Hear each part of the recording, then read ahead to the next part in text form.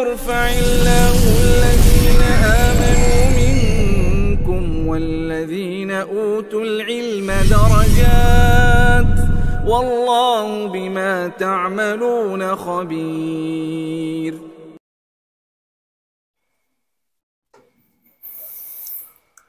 Bismillahirrahmanirrahim. Assalamualaikum warahmatullahi wabarakatuh.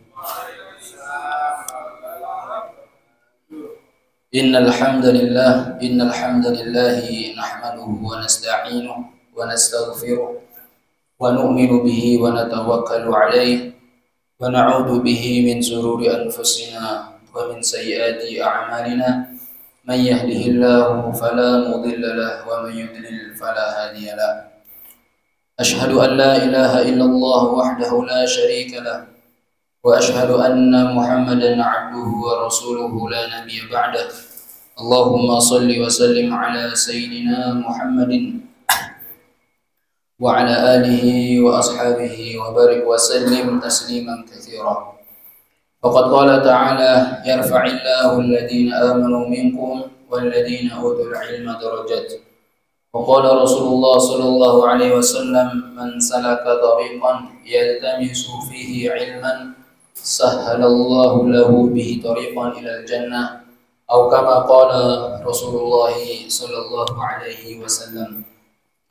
Hadirin hadirat yang insyaallah dirahmati oleh Allah Subhanahu wa taala. Syukur kita kepada Allah Subhanahu wa taala karena pada malam hari ini Allah Subhanahu wa taala telah memberikan kepada kita taufik, hidayah, inayah sehingga kita dapat berkumpul di tempat yang sangat mulia yang ini, yaitu rumahnya Allah Subhanahu wa taala, dan Allah pun kumpulkan kita di majlis yang sangat mulia, yaitu majlis taman-taman surga, majlis ilmu.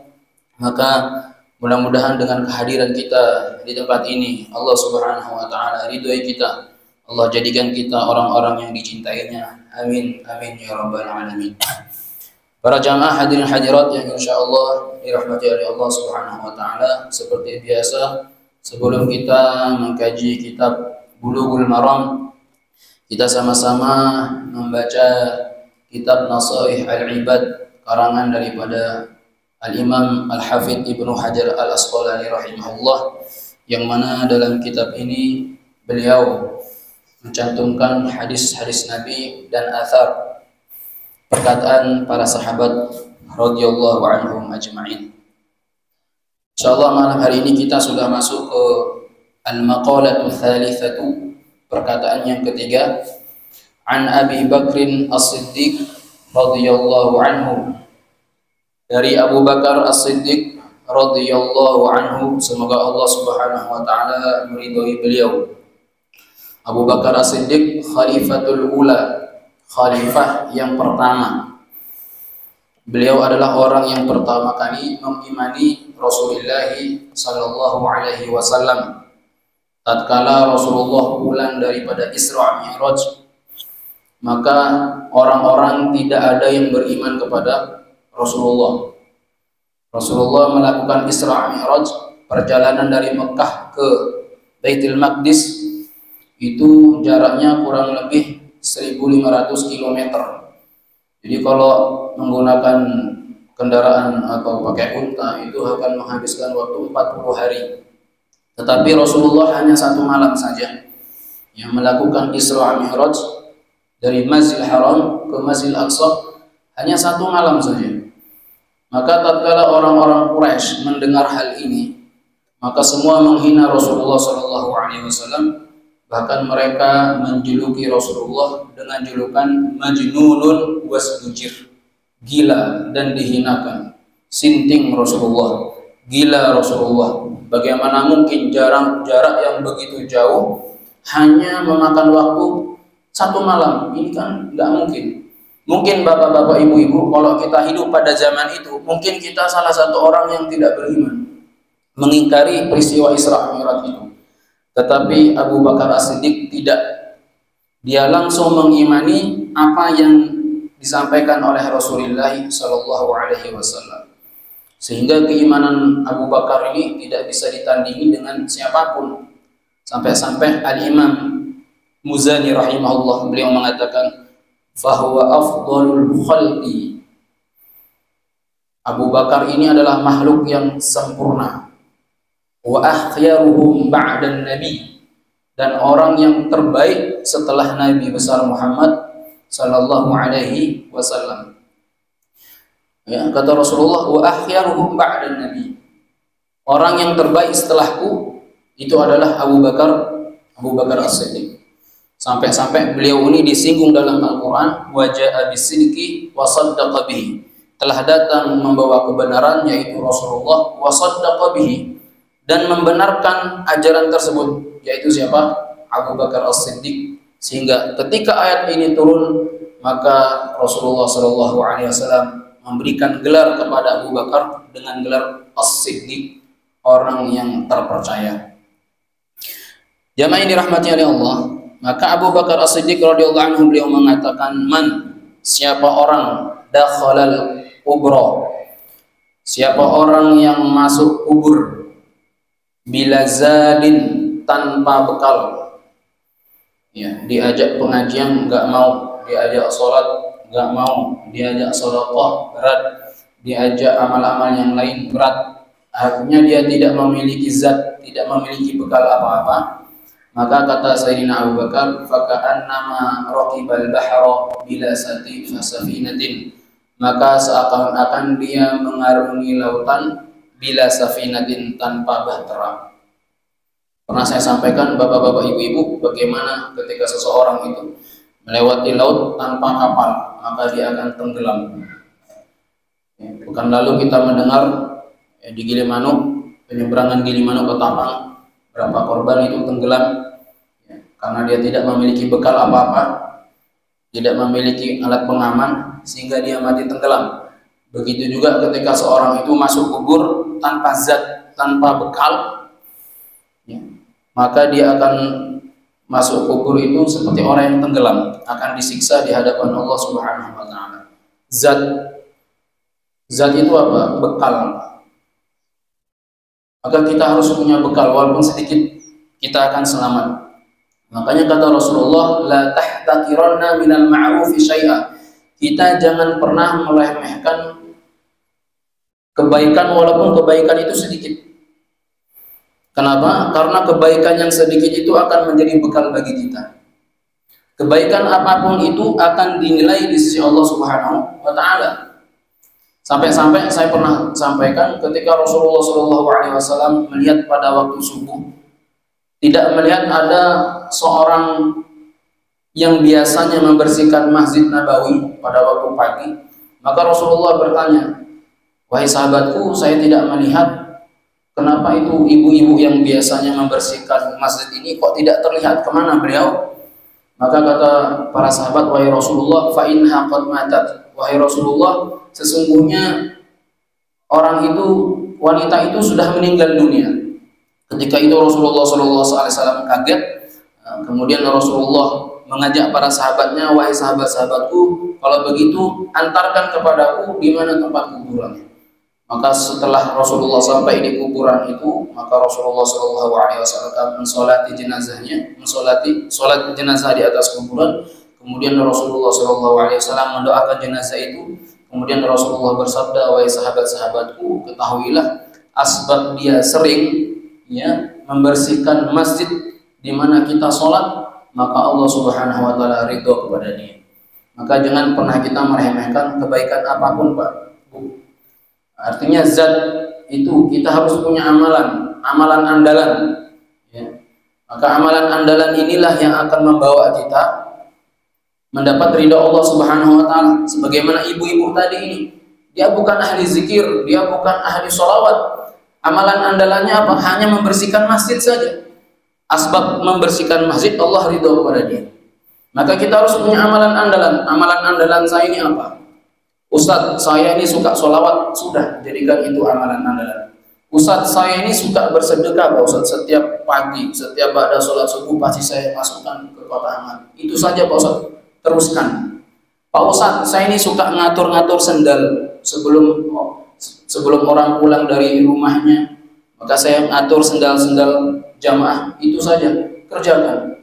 Karena Allah Subhanahu wa taala akan menghargai kebaikan itu walaupun kebaikan itu hanya sedikit. Faman ya'mal mithqala dzarratin khairan yarah wa man ya'mal mithqala dzarratin syarran yarah. Para jamaah yang dirahmati oleh Allah, inilah perkataan daripada Sayyidina Abu Bakar, yaitu kata beliau, barang siapa yang masuk kubur tanpa membawa bekal, maka seakan-akan dia mengarungi lautan bila safinatin, tanpa perahu.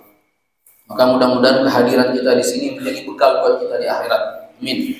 Ketika kita ditanya oleh Munkar Nakir, man ikhwanuka, siapa teman-temanmu? Kita jawab, ikhwani, jamaah al-ikhwan. Nah, itu kan pas tadi kan, jamaah al-ikhwan. Nah, seperti itu. Baik, jamaah yang dirahmati Allah, kita melanjutkan kajian kita dalam kitab Bulughul Maram. Ya.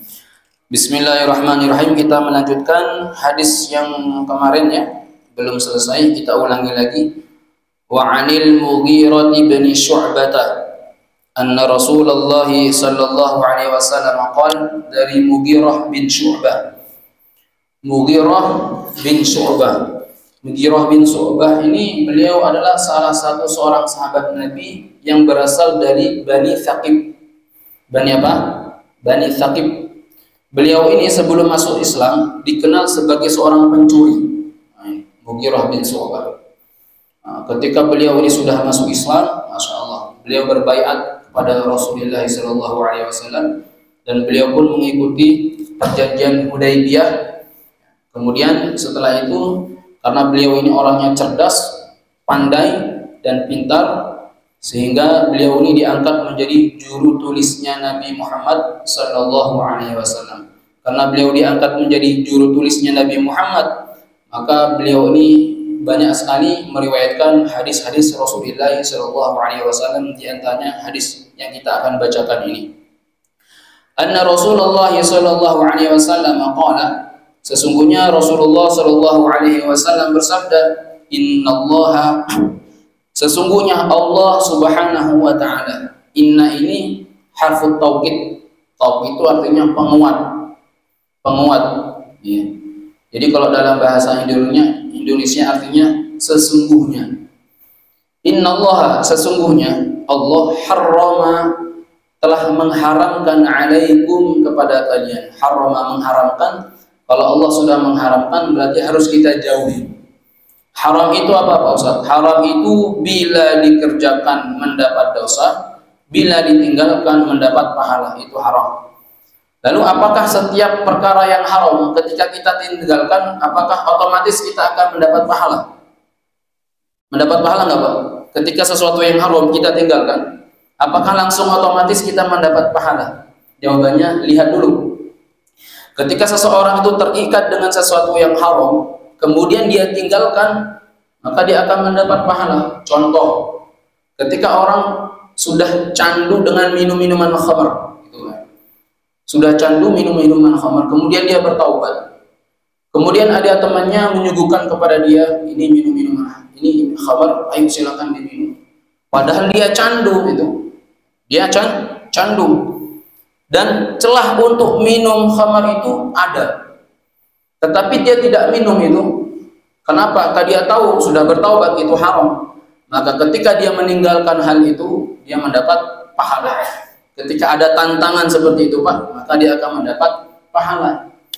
Atau ketika seseorang akan berzina, mohon maaf, di satu tempat hanya dia berdua dengan suatu perempuan, kemudian wanita itu cantik, hanya menggunakan pakaian mini, pakaian yang tipis, celah untuk melakukan zina itu ada, tetapi dia tinggalkan hal itu karena itu haram, maka ketika itu dia mendapat pahala daripada Allah Subhanahu wa taala.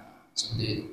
Innallaha, sesungguhnya harrama, jadi haram itu ketika ditinggalkan kita mendapat pahala, dikerjakan mendapat dosa. Innallaha, sesungguhnya Allah Subhanahu wa taala harrama, mengharamkan alaikum, ke atas kalian, uquqal ummahat, yaitu apa? Berani kepada orang tua, zalim kepada orang tua, durhaka kepada orang tua. Ini yang pertama, Allah mengharamkan kepada kalian durhaka kepada orang tua. Zalim, Pak, zalim itu ada 3 tingkatan kata ulama. Yang pertama adalah al-zulmu ilallah, zalim kepada Allah. Maka zalim kepada Allah ini merupakan zalim terbesar. Mengingkari perintah-perintah Allah ini zalim terbesar. Yang kedua adalah az-zulmu, zalim sesama muslim. Zalim sesama apa? Sesama muslim, atau disebut dengan hakul adami. Kalau zalim sesama muslim ini yang bahaya, Pak. Bahayanya kenapa? Sampai-sampai ulama mengatakan seperti ini, kalian boleh melakukan dosa apapun di hadapan Allah. Bukan berarti meremehkan dosa ya. Boleh kalian melakukan dosa apapun di hadapan Allah, tetapi dengan catatan jangan sekali-kali kalian melakukan kezaliman kepada sesama muslim. Kenapa? Karena Allah itu tidak akan mengampuni dosa seorang sebelum orang yang pernah dia zalim itu memaafkannya. Paham gak? Karena kalau hakul adami, sesama muslim, ini Allah nggak punya urusan. Kalau dosa kita kepada Allah selesai, kita minta ampun kepada Allah, ya, minta ampun kepada Allah, menyembah kepadanya, sudah selesai dosa-dosa kita. Karena Allah itu Ghafurur Rahim. Tapi kalau hakul adami, hak sesama muslim, nah ini yang bahaya. Ya, sehebat apapun ibadah kita, tatkala kita pernah menzalimi seseorang itu, kemudian orang itu tidak memaafkan kita, maka orang-orang seperti ini Pak akan menjadi muflis di hadapan Allah. Apa? Bangkrut. Maka Rasulullah itu pernah bersabda di hadapan para sahabat, "Ya ashabi, wahai sahabatku, atadruna man muflis?" Wahai sahabatku, tahukah kalian siapakah orang-orang yang merugi? Siapakah orang-orang yang bangkrut itu? Maka para sahabat menjawab, "Wahai Rasulullah, tentunya orang yang bangkrut adalah orang yang tidak memiliki harta, orang yang berbisnis, hartanya habis, dan lain sebagainya." Kata Rasulullah SAW, bukan. Orang yang bangkrut adalah ya'ti yaumal qiyamah bisolah, datang menghadap Allah dengan pahala solat, datang menghadap Allah dengan pahala zakat, datang menghadap Allah dengan pahala baca Al-Quran. Tetapi semuanya itu habis. Karena apa? Karena ada saudaranya yang ia zalimi, dan saudaranya itu tidak memaafkan dia. Sehingga semua ibadahnya itu diberikan kepada orang yang dizalimi itu. Nah ini. Maka bahaya. Kalau zalim hakul adami sesama muslim itu yang bahaya. Ya. Maka zalim hakul muslim sesama muslim yang lainnya, itu yang paling tertinggi adalah zalim kepada siapa? Zalim kepada ibu kita, zalim kepada kedua orang tua. Maka ini dosa paling terbesar itu zalim kepada siapa? Kepada orang tua. Kemudian yang ketiga adalah zalim kepada diri sendiri. Apa yang dimaksud dengan zalim kepada diri sendiri? Tidak memberikan hak dirinya itu. Ya. Zalim kepada diri sendiri, tidak memberikan hak pada dirinya. Ketika waktu sholat, dia tidak letakkan posisinya untuk melaksanakan sholat. Ketika waktu tidur, dia malah bekerja. Ketika waktu bekerja, dia malah tidur. Ini adalah orang yang zalim kepada diri sendiri. Makanya Pak, saya pernah membaca satu kisah ya. Ini kisahnya sahih. Sayyidina Umar bin Khattab itu pernah di hadapan para sahabat-sahabatnya, dia mengatakan seperti ini, "Ya ashabi, anshuduni mata anam." Wahai sahabat-sahabatku, coba nasihati aku, kapan baiknya aku itu tidur. Itu kata siapa? Sayyidina Umar. Kemudian Sayyidina Umar mengatakan, kalau aku tidur di malam hari, maka aku zalim.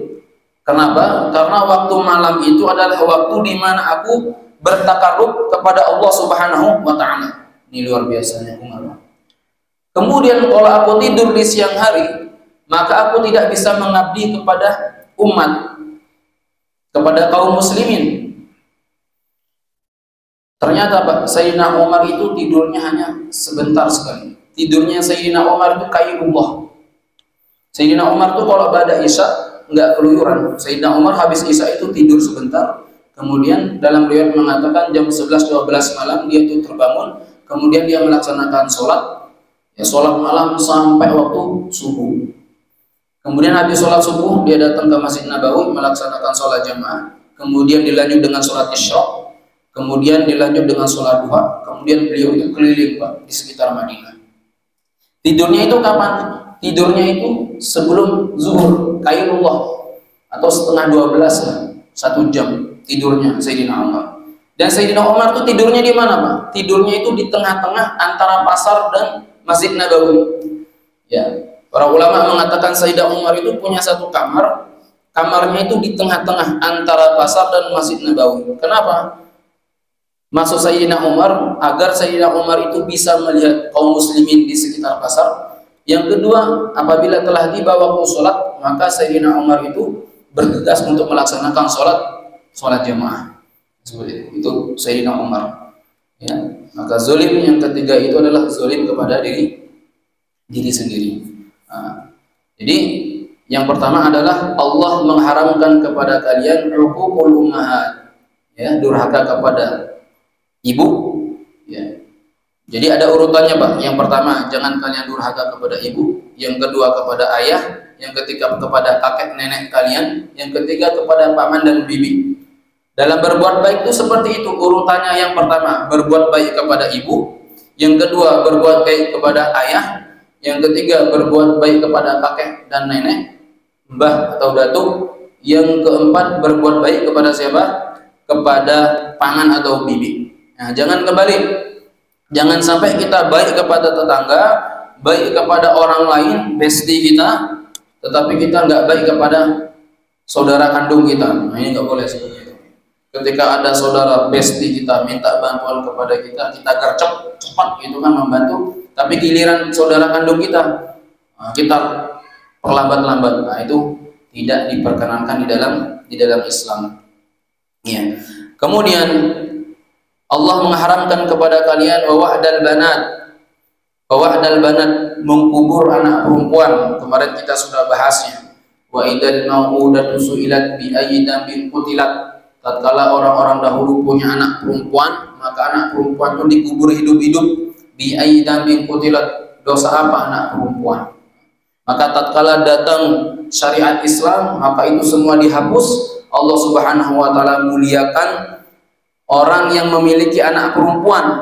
Bahkan kata Rasulullah SAW, apabila seseorang memiliki anak 3 perempuan, diberi makan dengan makanan yang halal, dididik dengan didikan yang baik, kemudian anak itu menjadi tumbuh dewasa, menjadi anak yang salihah, maka anak itu akan memberikan syafaat kepada siapa? Kepada kedua orang tuanya. Kemudian para sahabat bertanya, ya Rasulullah, sintaini, lalu bagaimana kalau 2 wahai Rasulullah? Cinta inilah bahasa 2 pun nggak apa-apa. Sebenarnya Pak, ini bukan masalah jumlahnya ya, bukan masalah jumlah 1, 2 atau 3. Tetapi ini hadis ini menekankan kepada kita, ketika Anda memiliki anak perempuan, muliakan dia. Muliakan dia. Sama seperti hadis seperti ini Pak. Hadis sahih, kata Rasulullah SAW, apabila ada orang yang meninggal dunia, kemudian ada 3 orang membicarakan kebaikan orang yang meninggal dunia itu, maka orang yang meninggal itu menjadi ahli surga. Karena apa? Karena yang menyaksikan tiga orang. Maksudnya hadis ini bukan masalah jumlahnya, Entah itu 1 orang, entah itu 2 orang, entah itu 3 orang, entah itu 4 orang, tidak menjadi masalah. Bukan itu yang menjadi tekanan daripada hadis ini. Maksudnya adalah tatkala ada orang yang meninggal dunia, maka bicarakan kebaikan dia. Itu maksudnya. Jangan kau bicarakan keburukan dia. Seperti itu, paham ya? Jadi hadis Nabi yang menjelaskan tentang orang yang memiliki 3 anak perempuan itu bukan masalah jumlah, tapi penekanan tatkala Anda memiliki anak perempuan, muliakan dia. Muliakan dia. Paham ya? Seperti itu. Kemudian yang ketiga, wa man'an wa hatin. Allah Subhanahu wa taala mengharamkan kepada kalian itu menahan. Menahan apa? Menahan suatu perkara yang wajib harus ditunaikan, kamu tahan-tahan, itu yang Allah haramkan. Ketika seseorang itu memiliki harta itu sudah sampai nisab haulnya, ditahan, tidak dikeluarkan zakatnya, itu diharamkan oleh Allah Subhanahu wa taala. Paham ya? Kemudian wahati, meminta. Allah mengharamkan kepada kalian meminta haknya, tetapi hak orang-orang diabaikan. Itu diharamkan oleh Allah Subhanahu wa taala. Kemudian berikutnya wa karihalakum qila wa qala, dan dimakruhkan, diharamkan kepada kalian qila wa qala. Apa itu qila wa qala?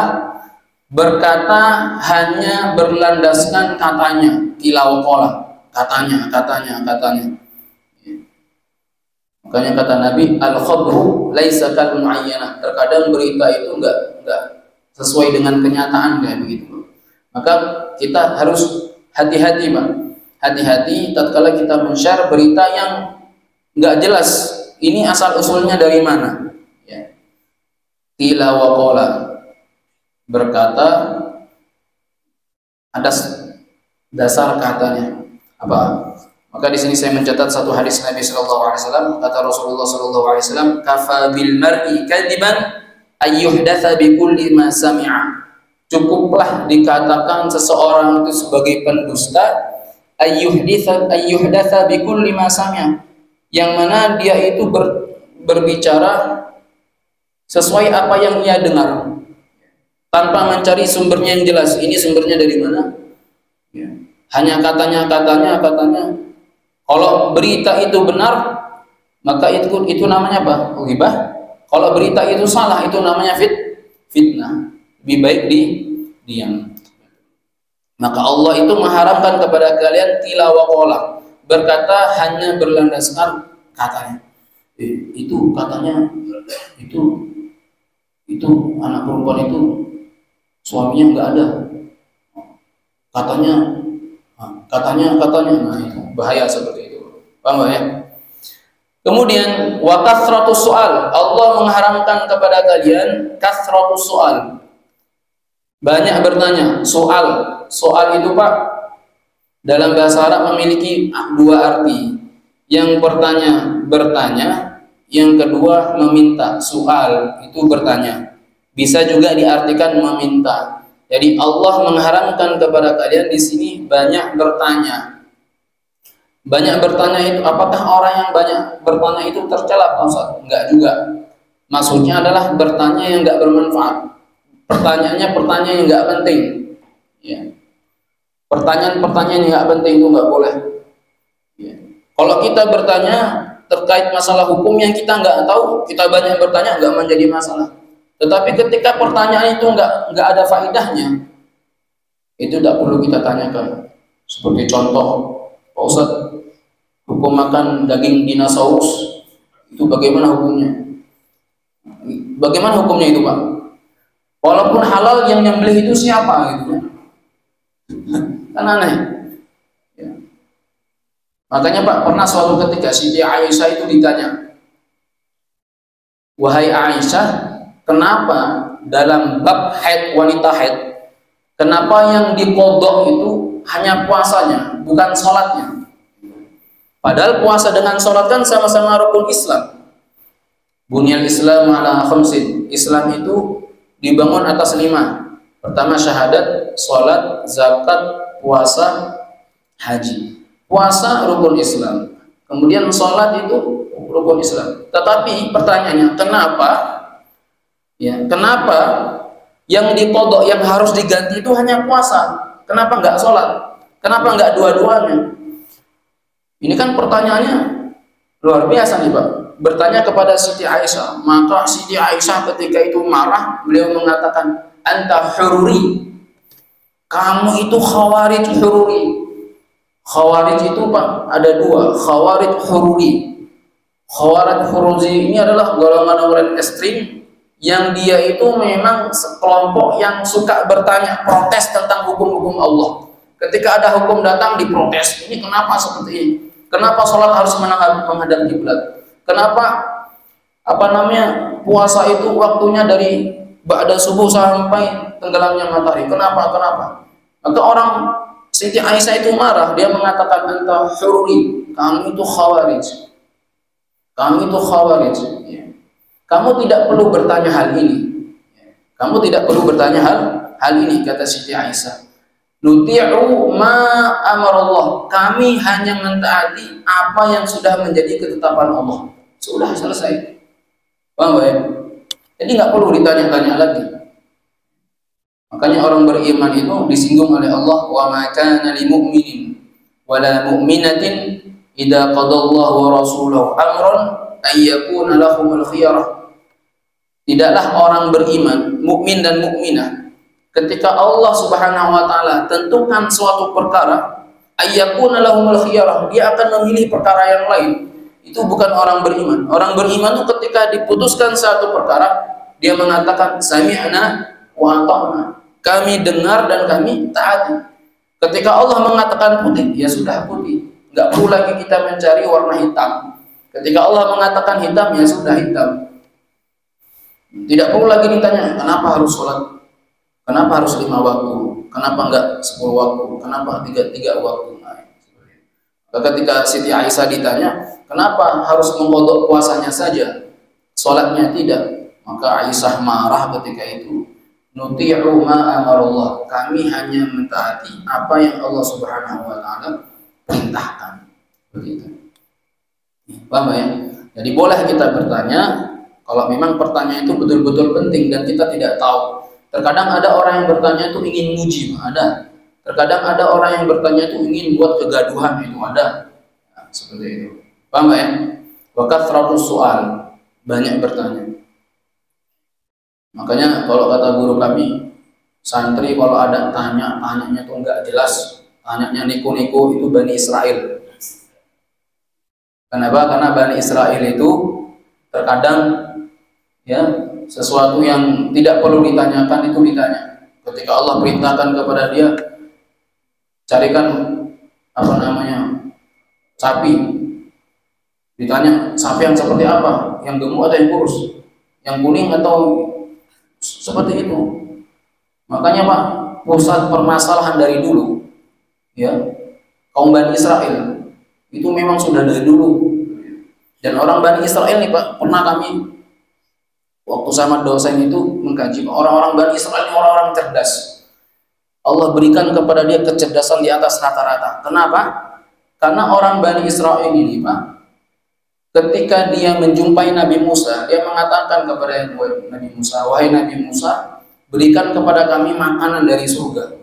Nabi Musa kemudian berdoa dan Allah turunkan namanya manna wassalwa. Wa anzalna 'alaikumul manna wassalwa. Makanan dari surga, Pak.